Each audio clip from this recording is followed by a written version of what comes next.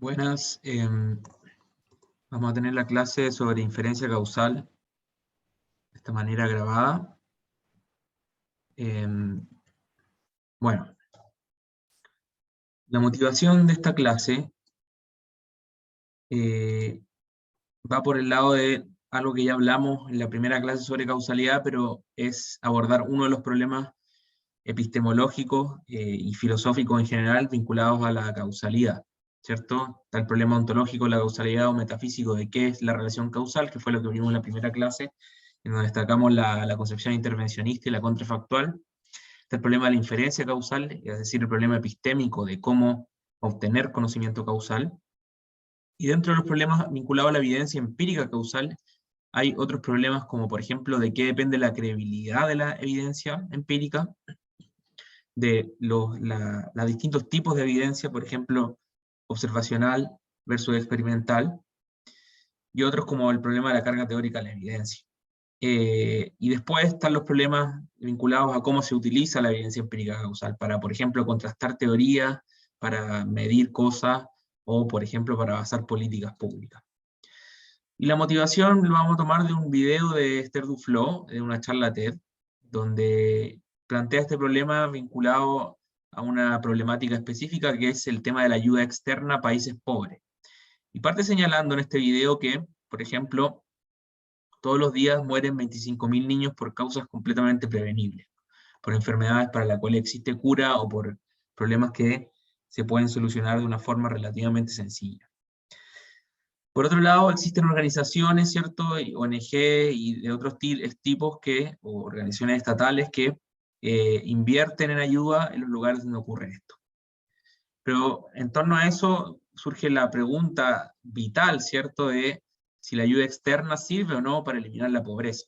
Porque si queremos aplicar ayuda, ¿cierto? Es muy importante saber si esa ayuda va a servir o no para el objetivo, que sería eliminar la pobreza y eliminar entre ellas varias causas de esta mortandad infantil. Y dice Duflo que, por ejemplo, hay respuestas teóricas, por ejemplo, de Jeffrey Sachs, señala que sí tiene un efecto positivo la ayuda externa, y otras como de William Easterly, que plantea que no, y que en realidad la ayuda externa produce más daño que beneficio. Entonces la pregunta es, ¿qué dice la evidencia empírica? Y si uno, por ejemplo, observa un gráfico como este, donde en los gráficos de barras se muestra la ayuda externa en miles de millones de dólares, ¿cierto? Que ha ido incrementando con el tiempo, salvo algunos años de los 90 hasta los 2000, ¿cierto? Que bajó, pero la tendencia a crecer. Y el PIB per cápita que se ha mantenido de esta forma. La pregunta es, en base a estos datos observacionales, ¿podemos saber si la ayuda externa si ayudó para disminuir la pobreza o no? Y la tentación que uno tendría es decir, bueno, esta curva se mantuvo plana, y de hecho bajó en un momento, por lo tanto, la ayuda externa no sirve. Pero en realidad, cuando hacemos este tipo de preguntas de los efectos causales de una intervención, en este caso de la ayuda externa, tenemos que siempre preguntarnos por un contrafáctico. Y la pregunta es, para saber si sirvió positivamente o no, hay que preguntarse cuál es el contrafáctico, es decir, qué hubiera ocurrido en relación al PIB per cápita en el mundo en que no hay ayuda externa, en que no se incrementó de esta forma, o que incrementó menos, o que se mantuvo estable en los niveles de 1960. Y puede haber, por ejemplo, este es el contrafáctico, en cuyo caso, si fuera este el contrafáctico, uno podría decir la ayuda externa empeoró la situación, porque lo que hubiera ocurrido en el mundo sin ayuda externa hubiera sido que el PIB per cápita hubiera subido más que lo que se observa. Pero también podría haber ocurrido que sin la ayuda, el PIB per cápita hubiera bajado y sido peor, y por lo tanto uno podría decir la ayuda sirvió. El punto acá es el siguiente: con la evidencia observacional, si no estimamos un contrafáctico de qué hubiera ocurrido en el mundo en que no hubo ayuda externa, no podemos saber cuál es el efecto causal. Y ese, vamos a ver, es el problema fundamental de la inferencia causal. Entonces, no podemos saber, en base a la mera evidencia observacional, mientras no sepamos, no tengamos una buena estimación del contrafáctico. pero los contrafácticos por definición son inobservables. Es lo que hubiera ocurrido en un mundo que no es el actual. Por lo tanto, es algo que no se puede observar. Entonces, ¿cómo sabemos si una intervención causal surte efecto? Y uno podría estar tentado a decir, pero en realidad uno puede pensar en casos donde sí observamos el contrafáctico. Por ejemplo, algo muy trivial y cotidiano.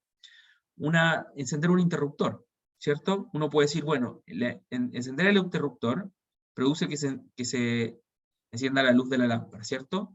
Y el interruptor abajo produce que la luz de la lámpara esté apagada. Entonces, uno podría decir, bueno, en este caso, podemos fácilmente observar el contrafáctico de haber encendido el interruptor. El contrafáctico del mundo donde no se levanta el interruptor, donde el interruptor está abajo, es que la lámpara está apagada. Entonces uno puede decir, bueno, hay casos donde el contrafáctico se observa. Sin embargo, en realidad, si uno lo piensa bien, el contrafáctico real no es ver lo que ocurre con el interruptor abajo después de que lo levantamos. En realidad el contrafáctico real es qué hubiera pasado en un mundo donde cuando se levantó el interruptor, qué hubiera pasado en el mundo donde no está levantado el interruptor. Y el mundo que vemos después de que accionamos el interruptor y lo bajamos no es el mismo mundo.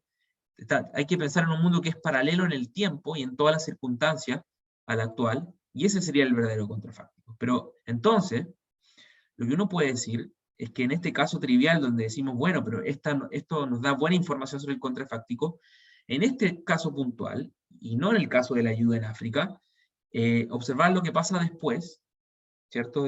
Al llevar abajo el interruptor, es una buena estimación del contrafáctico.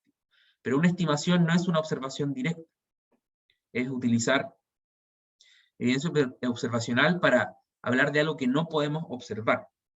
Entonces acá lo importante que quiero señalar es que tenemos, ¿cierto?, este caso trivial en donde tampoco se puede observar el contrafáctico nunca se puede observar, pero es razonable pensar que esto nos brinda una buena estimación. Un caso intermedio respecto a la ayuda en África es, por ejemplo, las vacunas, ¿cierto? Y la primera gran evidencia respecto a la eficacia de las vacunas se dio en los años 50 cuando se hizo un experimento aleatorizado, ¿cierto? Una asignación aleatoria entre un grupo de tratamiento y control respecto a la vacuna del polio. ¿Ok? Y ese experimento mostró, y el que propuso bueno, ese experimento y la vacuna del polio se llamaba Joseph Salk. El experimento mostraba que funcionaba y se obtuvo evidencia de que la vacuna funcionaba. Y esto, digámoslo así, es un caso intermedio respecto a cuán creíble es la evidencia en comparación al extremo, donde es poco creíble en el caso de la ayuda en África, donde es muy difícil saber cuál hubiera sido el contrafáctico, y el caso donde el contrafáctico se reconoce bastante bien, que es en el caso del interruptor. Entonces tenemos, por ejemplo, en el caso de la vacuna, un proceso de generación de evidencia respecto a distintos mecanismos. Entonces, la pregunta es, estos tres casos, donde aquí la evidencia es muy creíble, acá es intermedianamente creíble, y acá es poco creíble, ¿qué es lo que tienen en común y qué los diferencia? Lo que tienen en común es que, bueno, los tres casos son preguntas por el efecto causal de una intervención. Todos apelan a la evidencia empírica para responder a la pregunta, si es que la llegan a responder, y las respuestas, vamos a ver, requieren de supuestos que no necesariamente son contrastables, supuestos generales, y vamos a ver cuáles son esos supuestos en los distintos casos. Diferencia.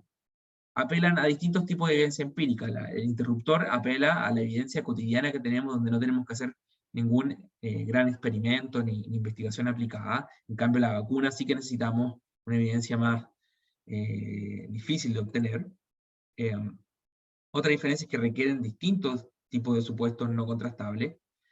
Y otra diferencia, que es la que ya venimos señalando, es que la credibilidad empírica varía en los distintos casos. Entonces la evidencia del interruptor es muy creíble, la de la vacuna es intermediamente creíble, y la de la ayuda en África es poco creíble. Bien, ahora vamos a ver un modelo, ¿cierto?, de inferencia causal que trata de presentar un marco donde sistematizar las preguntas causales, y ver justamente qué está involucrado en los distintos tipos de respuestas. Y los elementos del modelo, un modelo estadístico, que tiene lo siguiente, ¿cierto? Se tienen unidades individuales, ¿cierto? De un universo U perteneciente a una unidad perteneciente a un universo U mayúscula. Y sobre este universo se definen, ¿cierto?, variables aleatorias I, ¿cierto?, que van a ser las variables de respuesta, el efecto que queremos observar, si se prende o no la luz, si la vacuna efectiva, por ejemplo, en disminuir las infecciones, si la ayuda en África aumenta o baja el PIB per cápita. Eso sería el PIB per cápita, la menor infecciones, y las infecciones, y el encendido de la luz serían variables Y. Estas características, ¿cierto?, las comparten con modelos asociativos, ¿cierto?, que lo que analizan los modelos asociativos son relaciones entre un atributo, por ejemplo, raza, género, sobre que se definen sobre las unidades, observadas los individuos, y las variables de respuesta. Pero vamos a ver que los modelos causales de Rubin son no asociacionales. Y una particularidad del modelo causal, ¿cierto?, es que debe ser imaginable, ¿cierto?, que sobre cada individuo se puede aplicar un tratamiento y un control, ¿cierto?, sin modificar tanto al individuo. Y lo que plantea Holland, ¿cierto?, en su artículo, es que, por ejemplo, género, raza y ese tipo de variables, de atributos, no son pensables que se puedan asignar un tratamiento y un control. Uno no puede pensar que puede alterar, ¿cierto?, el género o la raza de un individuo, ¿cierto?, en una intervención. En cambio, por ejemplo, si reciben o no un plan social, si reciben un plan de entrenamiento laboral, si reciben un determinado tipo de educación frente a otros, sí son variables que se pueden empezar como que pueden ser tratamientos o controles. Bueno, otra cosa que ya hemos visto, ¿cierto?, es que hay distintos tipos de conocimiento causal, ¿cierto? Por ejemplo, ¿cuáles son las causas de un efecto? La pregunta central de Aristóteles. Otro es cuáles son los detalles del mecanismo causal. Otra pregunta, tipo de pregunta, es cuáles son los efectos de una causa, y es el que nos vamos a centrar ahora. Y también el que nos vamos a centrar más es acerca de cuánto es el efecto de una causa respecto de una variable de respuesta. Y vamos a pensar en un ejemplo, ¿cierto? Tenemos que los individuos son, por ejemplo, este niño, ¿cierto? Y el tratamiento va a ser un programa educativo, por ejemplo, que se ha aplicado en los países escandinavos. Y el control va a ser el programa educativo de, por ejemplo, lo que se da en las escuelas del conurbano. Y nuestra variable de respuesta va a ser los resultados que los niños obtienen en alguna prueba estandarizada. Entonces tenemos un individuo, tenemos un tratamiento y un control, y tenemos una variable de respuesta sobre la que queremos medir. Y para entender qué es un efecto causal en este marco, en este modelo, tenemos que desarrollarlo de esta forma, ¿cierto? Tenemos al niño en un momento preexposición, antes de someterse a los distintos resultados, a los distintos tratamientos potenciales, tratamientos versus control potenciales. Momento preexposición. En la exposición, en el momento de exposición, tenemos dos posibles mundos paralelos, ¿cierto? Uno en donde este niño en particular, recibe el programa educativo escandinavo, y otro mundo paralelo en que es donde recibe el programa educativo tradicional del conurbano. Y lo que tenemos como que sale de estos dos mundos paralelos es el valor de la variable de respuesta, en este caso el resultado de los test estandarizados, en el mundo donde se recibe el tratamiento, ¿cierto?, el programa educativo escandinavo, y por otro lado, la variable de respuesta, es decir, el resultado en los test estandarizados, en el mundo donde recibe el niño, este mismo individuo, la educación en el conurbano. Y el efecto causal lo definimos como la diferencia entre la variable de respuesta en el mundo donde recibe el tratamiento y la variable de respuesta en el mundo donde recibe el control. Atención, estos son resultados potenciales respecto de un mismo individuo en mundos que son paralelos. Por lo tanto, uno de estos tratamientos y uno de estas variables de respuesta en el mundo donde hay un tratamiento, no lo vamos a poder observar. Entonces, Por eso este marco se llama el de resultados potenciales. Otro ejemplo sería lo que pasa en África, ¿cierto? Tenemos, por ejemplo, este individuo que es la República Democrática del Congo. Tenemos un mundo donde recibe ayuda externa y otro mundo en donde no recibe ayuda externa. Y la variable de respuesta que queremos observar es el PIB per cápita en la República Democrática del Congo, después del tratamiento donde recibe ayuda, y el PIB per cápita de la República Democrática del Congo en el mundo paralelo donde no recibe ayuda. ¿Okay? Y el efecto causal sería la diferencia entre ambas variables de respuesta en el momento post-exposición, en el caso de que recibiera ayuda, en el caso de que no recibiera ayuda. Remarco esto, ¿cierto? I sub t de u y I sub c de u son resultados potenciales de la variable i en la unidad u, si se aplicaran el tratamiento y el control respectivamente. Y obviamente no son necesariamente observables, y ambos no lo vamos a poder observar, vamos a poder observar uno u otro. Otra consideración es que el tiempo es fundamental, ¿cierto? Porque I sub t de u y I sub c de u son variables post-exposición, variables luego de que se aplicó el tratamiento, y medidas en un mismo momento posterior a la exposición. Entonces, como les decía también, para definir un efecto causal, ¿cierto? Los tratamientos y los controles deben ser tales que sea metafísicamente factible su no aplicación sobre las mismas. Los variables de raza, género, uno no puede pensar que puede, por ejemplo, asignar como tratamiento ser hombre y respecto a ser mujer, respecto al mismo individuo, o de raza, es lo mismo, ¿cierto? Tiene cosas como la ayuda externa o el programa educativo, sí son intervenciones pensables como tratamientos versus control. Y el problema, y vamos a ver ahora lo que es el problema en base a lo que dijimos, el problema fundamental de la inferencia causal. Y el problema fundamental de la inferencia causal es que es imposible observar, ¿cierto?, el valor de I sub t e I sub c en la misma unidad. Y por lo tanto, ¿cierto?, va a ser imposible observar el efecto de t en u. Es un problema que es imposible observar. Pero esto tiene que ver con la definición de efecto causal, y que en base a la definición es inobservable.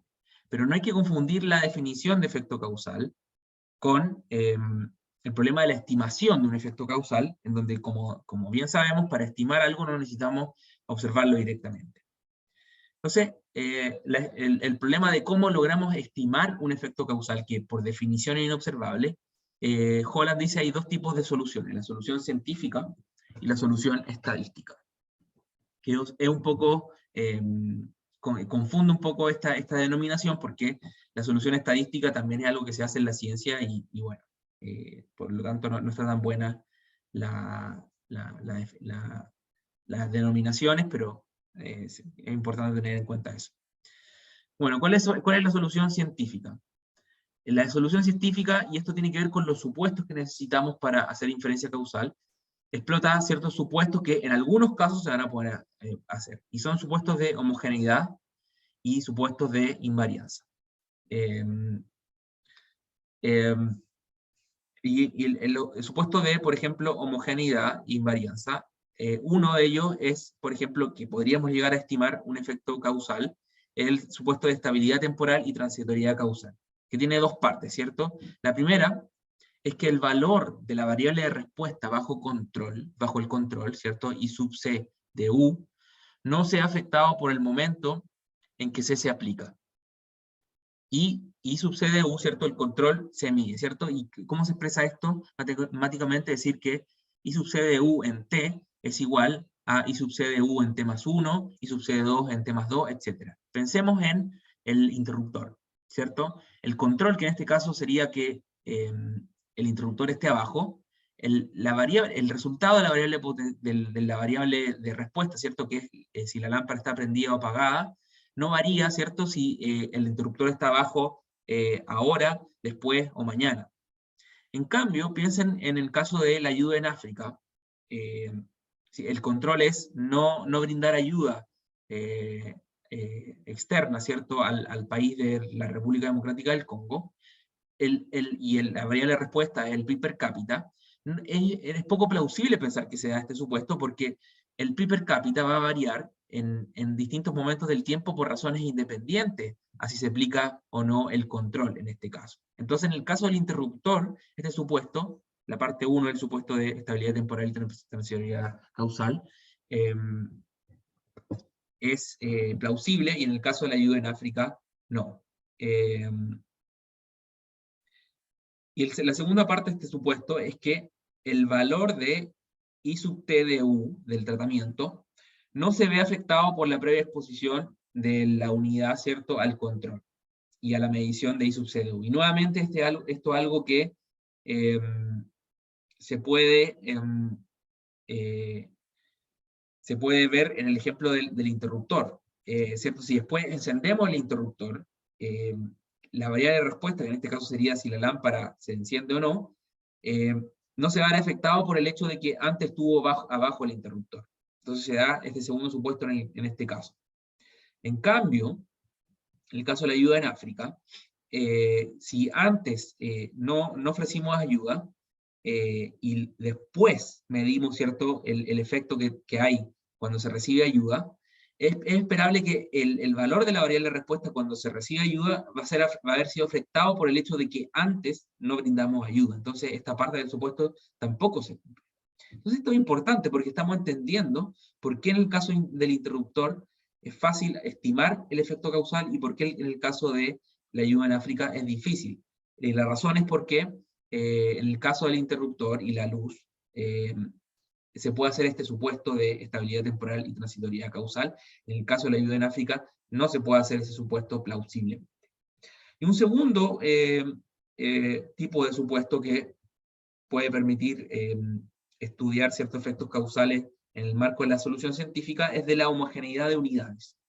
¿Cierto? Tenemos U sub 1, U sub 2, y en el caso de que tengamos dos unidades y la variable de tratamiento, el efecto potencial del caso del tratamiento en U sub 1 sea el mismo que en la unidad 2, y que el efecto potencial del control en la unidad, el individuo 1, sea el mismo que en el individuo 2, podemos, ¿cierto?, utilizar la comparación de estos dos individuos para a uno aplicarle el tratamiento, a otro el control, y la diferencia que hallemos en la respuesta, uno la puede considerar como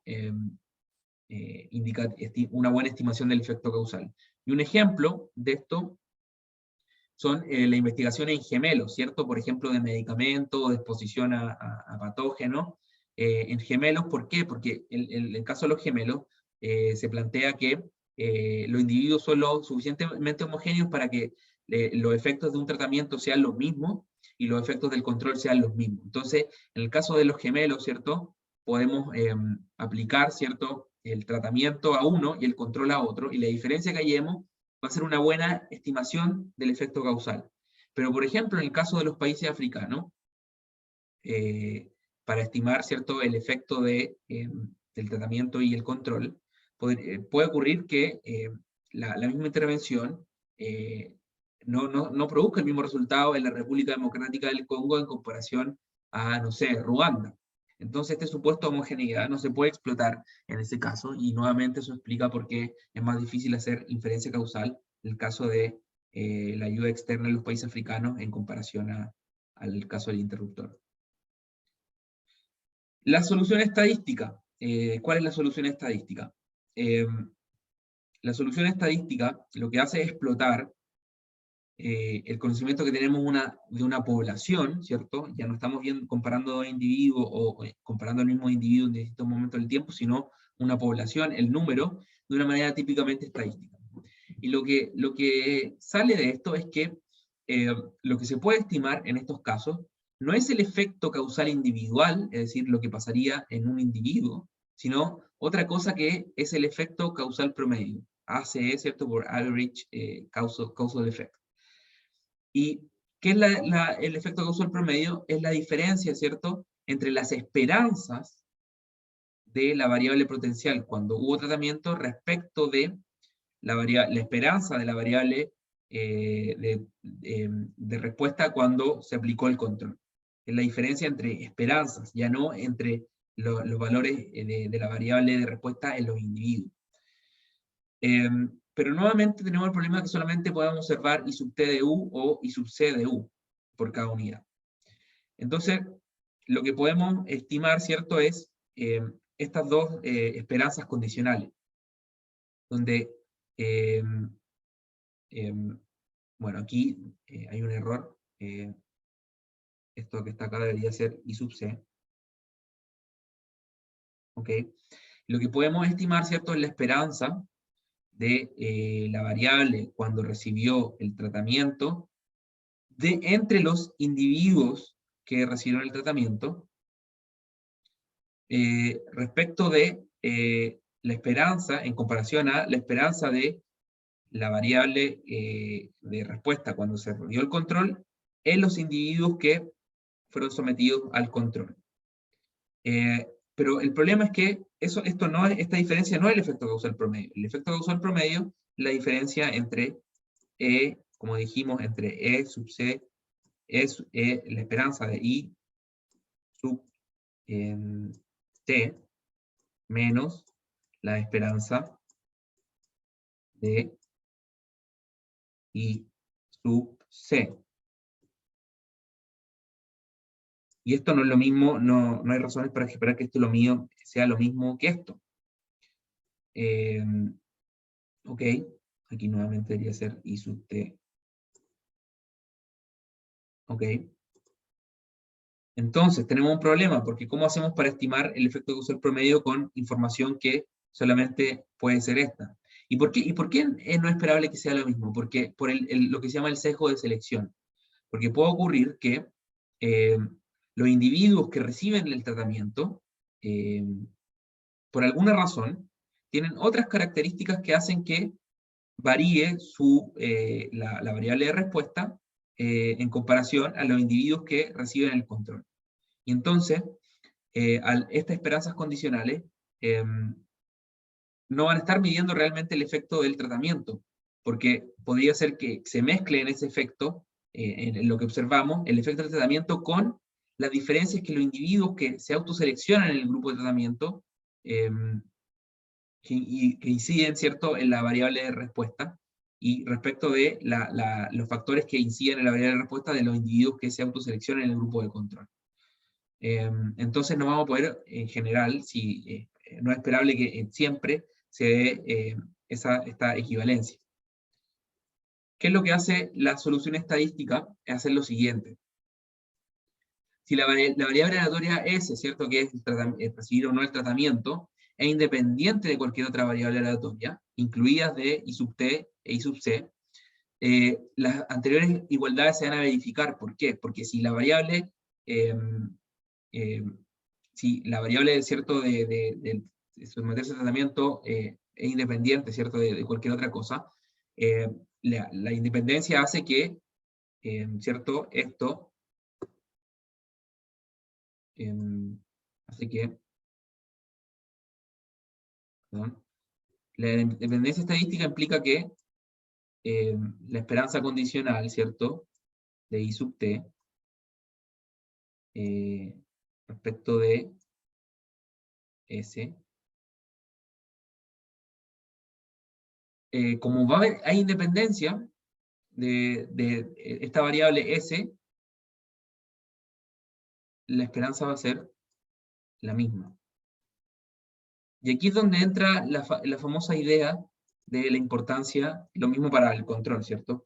Y aquí es donde entra la idea general, ¿cierto?, de por qué la aleatorización en cómo se asigna a un individuo el grupo de tratamiento y el grupo de control permite hacer inferencia causal, porque lo que hacemos con hacer una asignación aleatoria al grupo de tratamiento y control es provocar, ¿cierto?, en la realidad que justamente estar en el grupo de tratamiento y control sea aleatorio, y por lo tanto que sea independiente de cualquier otra variable.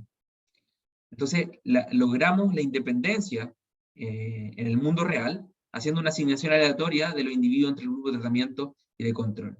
Y es por eso que los experimentos de control aleatorizado nos permiten hacer inferencia causal, ojo, no del efecto causal, sino del efecto causal promedio. Porque fíjense, definimos, ¿cierto?, el efecto causal promedio como la diferencia entre la esperanza de I sub t y la esperanza de I sub c. Lo que podemos observar son estas esperanzas condicionales, pero si logramos aleatorizar la asignación entre el grupo de tratamiento y de control, hacemos que se dé esta equivalencia que está acá abajo. ¿Ok? Y bueno, eso es lo que está en el paper de Holland y es lo que vamos a tomar en esta pequeña clase, que es cómo la evidencia que se hace a través de aleatorización y otras formas que son cercanas a la aleatorización se vuelve evidencia causal creíble, ¿cierto? Que las vacunas o lo que hace, por ejemplo, Esther Duflo y Banerjee son ejemplos de eso. Entonces, vamos a dejar hasta acá y eso sería la clase de hoy.